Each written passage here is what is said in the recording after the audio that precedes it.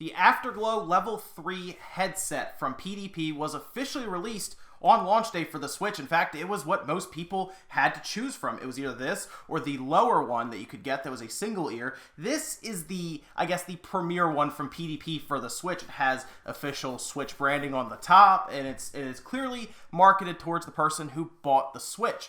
But was this really the best headset you could get, or was this just PDP putting out a product to try to pull you in with the Switch logo on top? Let's find out. So the first thing we need to talk about is what's actually inside the box. Now, when you first open it, you'll see it's really not a lot. There's the headset along with a dry packet to keep moisture out, and after taking the plastic off, there's really not much in there. It's just the headset and nothing else. There is a few instruction booklets there for you to leaf through if you need to, but otherwise the headset is pretty straightforward. Now let's take a look at the overall design of the headset. At the top, it's covered by one plastic band, and it does have padding on the inside, which is nice for the top of your head.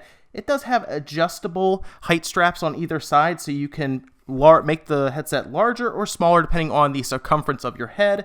On the actual earpieces, they do have padding on both sides. It is designed to cup your ear to keep sound out, and that's overall a good thing, but it can actually squish up against your ear, especially if you wear glasses. Keep that in mind if you decide to pick these up. The overall design of the headset is good enough. It's not very sturdy, but it's also not super flimsy. You can bend it left and right, but it does have some travel distance on each earmuff to try to make it so that if your ear is shaped differently, it will try to adhere to that. Overall, though, the flexibility does not feel like it would break. It just feels like it is designed to flex depending on the situation. The microphone itself is kind of interesting. It's like a large rubber stop, basically, all the way up the side, and it is flexible to a degree. Now, it does not stay in place. If you bend it to a right angle, it will not stay at a right angle for very long. It will then jump back to its normal size, but you can at least bend it somewhat to about a 45-degree angle if you do need more talking distance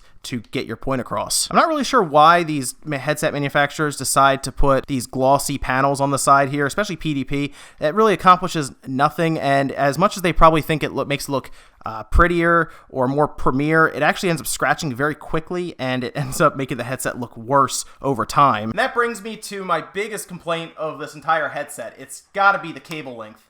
I mean, this is it right here, guys. So there's the headset, there's the end.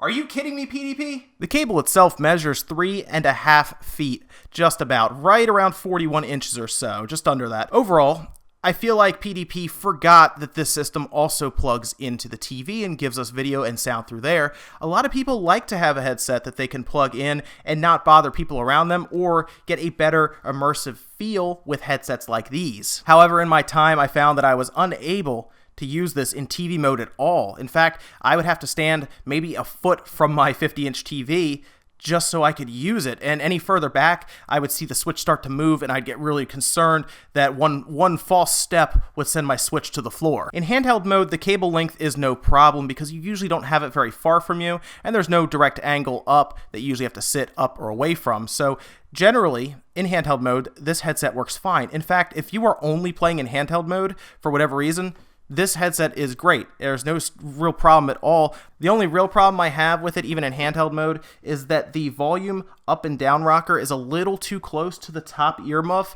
and it's a little hard to look over at what you're doing, whether you're turning the volume up or down, because this does have a way to turn the volume up further, or of course mute your microphone. The one good thing I will say about the cable in general is it is a flat cable design, so it doesn't tangle easily, as opposed to one that's more circular and smaller in diameter that crumple up, as we all know, and can get very annoying. I just feel like PDP designed this specifically for handheld use and didn't even think about when you plug it into the TV and maybe want to drown out the rest of the world with a 50-inch TV. The overall sound of the headset is good. It is stereo sound, but because it does cup your ears and kind of drown out the rest of the world, you do get a nice clean sound from the system. Now, I do think at times the Switch sound is a little dull coming from the headphone jack, and I'm not sure if that's the system or this headset itself. You can turn it up further, though, with the volume rocker that is included with it on the cord, but even at the loudest setting, it's not overwhelming. That may be good for some, it may be bad for others. Overall, though, I would rate the sound quality as good, but not great. So the big question is, guys, can I recommend this headset to you